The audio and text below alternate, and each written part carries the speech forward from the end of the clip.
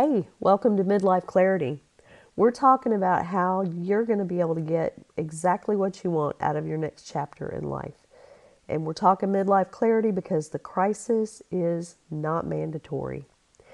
This is episode 7, and today we're going to talk about principle number 6 from my 10 principles of transformation. And that is simply that your ability to transform is directly related to your psychological flexibility. That's a lot of words. I'll say it again and then we're going to break it down. Your ability to transform is directly related to your psychological flexibility. The key premise here is that our ability to adapt to changing circumstances is just as important as commitment and discipline, because corrections mean improvements, and this is real life. We've talked about how it's better to raise the floor than aiming for the ceiling. We have to understand that we can't always operate at top maximum performance level. We have to focus on consistent small changes to get us closer to where we want to be. And this idea of being able to adapt to changing circumstances is critical to be able to model that. Influencers can talk a lot about commitment and discipline and all of these things that help you get up and just kick butt every day, but your ability to be psychologically flexible and adapt to circumstances that change is just as important.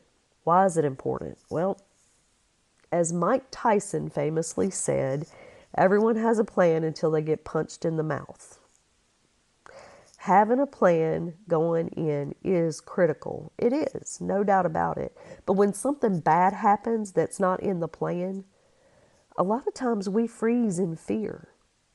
We freeze because we don't know what to do next, because we can't adapt to how the circumstances have changed.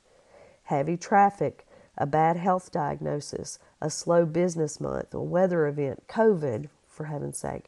How you react to adversity, or even just different, not even adverse, just different circumstances, that defines you and your ability to persevere. We have to remember that a deviation from the plan doesn't mean we have failed.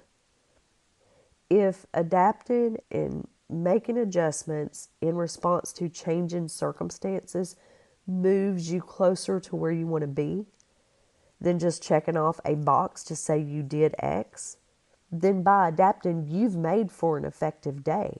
The other thing is your EQ, or emotional intelligence, relies heavily on your ability to accept critique, as well as how well you are able to leverage scrutiny and expectations instead of suffering from them.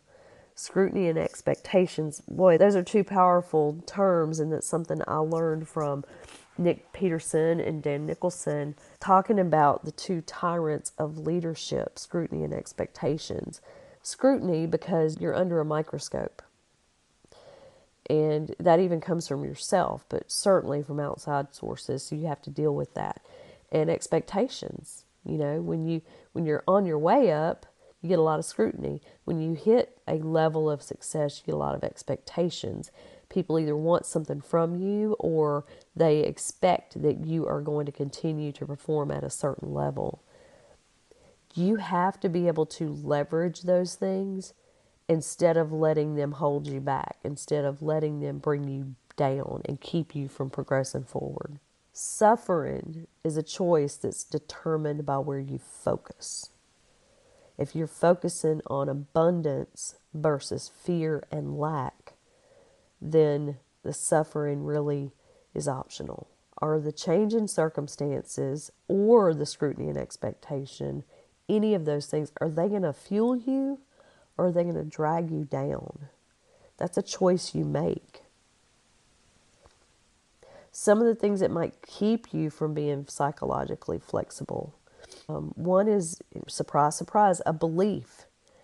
A belief that you have that you have to execute perfectly in order to be successful, right? It looks like, You got your list made, you got your tasks done, you got your little boxes checked off. But did you move closer to the main thing? We have to reframe what we decide is effective.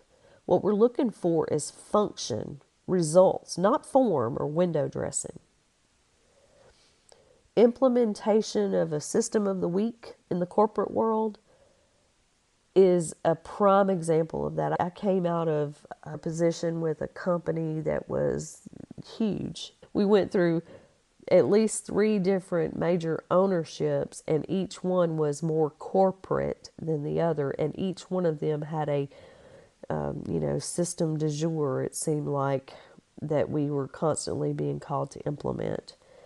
And a lot of it, I won't say all of it, but a lot of it was just window dressing. Lots of pretty charts, but the data is useless unless you use it to drive behavior. And that's where I think a lot of us, especially high achievers, if you've done well so far in life with your high achieving self, you get your list made, your tasks done, and all the boxes checked, but you might not have moved closer to the main thing, closer to what you're really wanting to be, or where you're really wanting to be.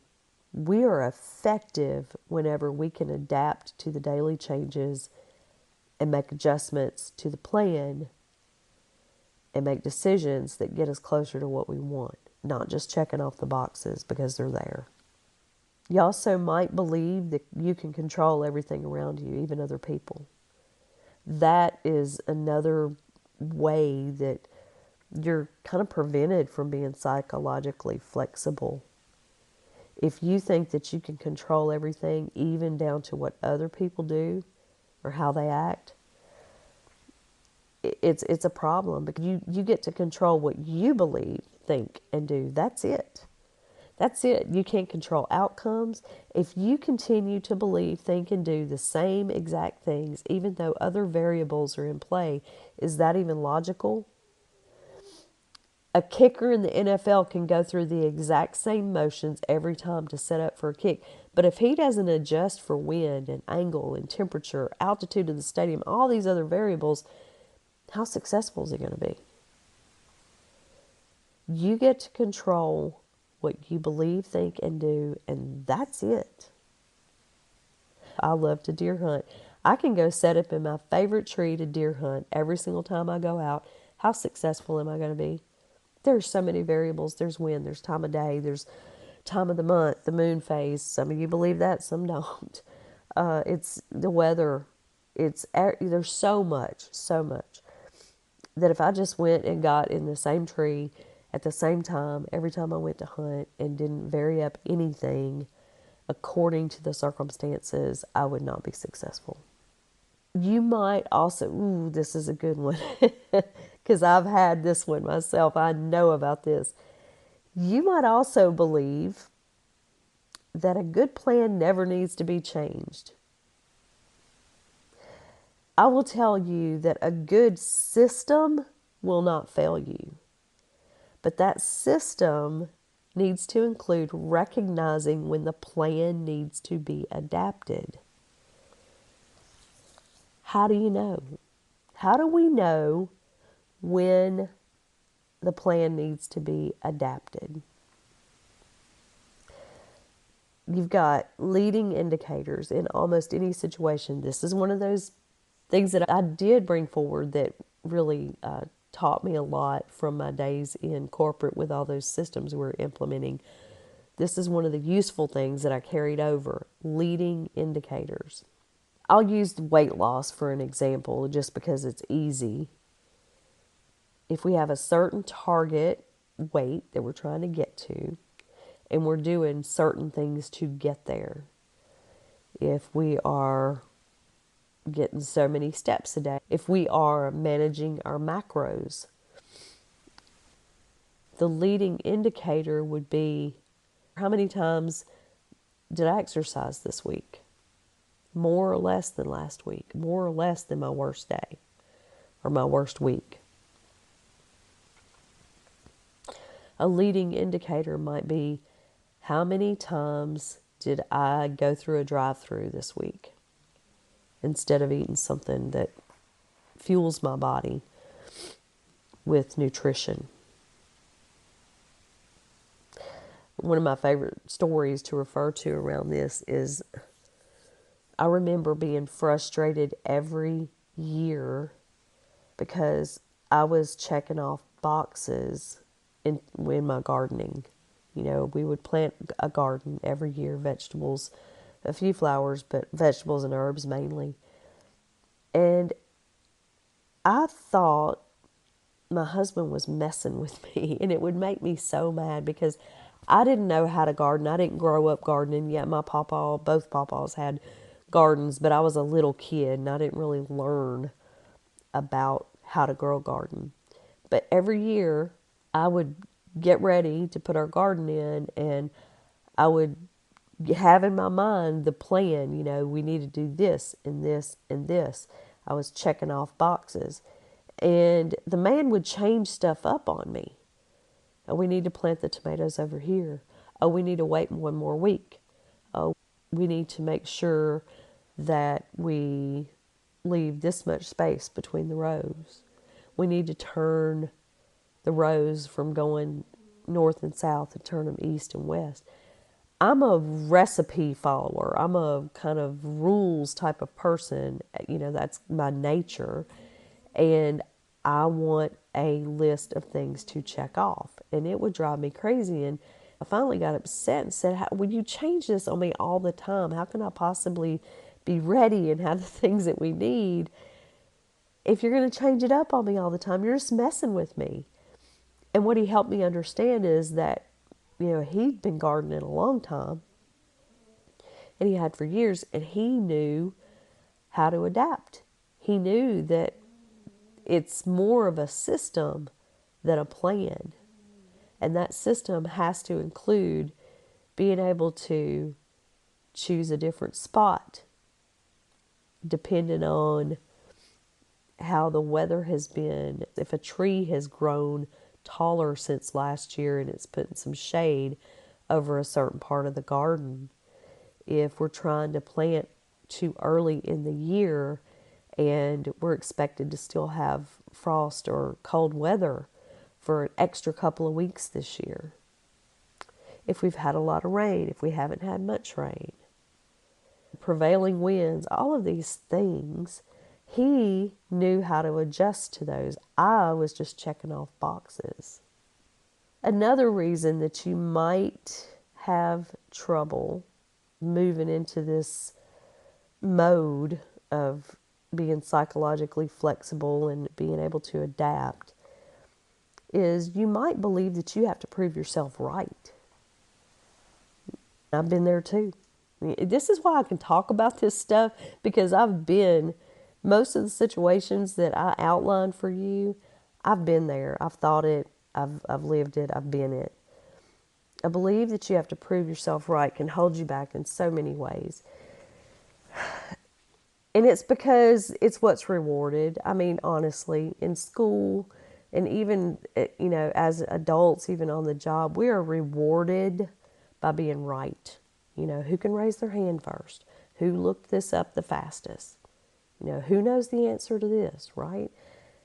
But being right or winning an argument, it might give you a temporary high. But what'd you really accomplish? If you win an argument, did you really change that other person's reality? Because honestly, that's what you're trying to do. When you argue with somebody, you're trying to change their reality. But did you? Did you learn anything? Because every interaction we have really needs to teach us something. Did you improve the relationship, or did you just make them tap out? Once you release yourself from the need to be right, and listen, there's potentially a lot of different things that are holding you there, fears that need to be brought into the light. But once you can release yourself from that need, you're going to see that your peace of mind and your growth is absolutely worth it.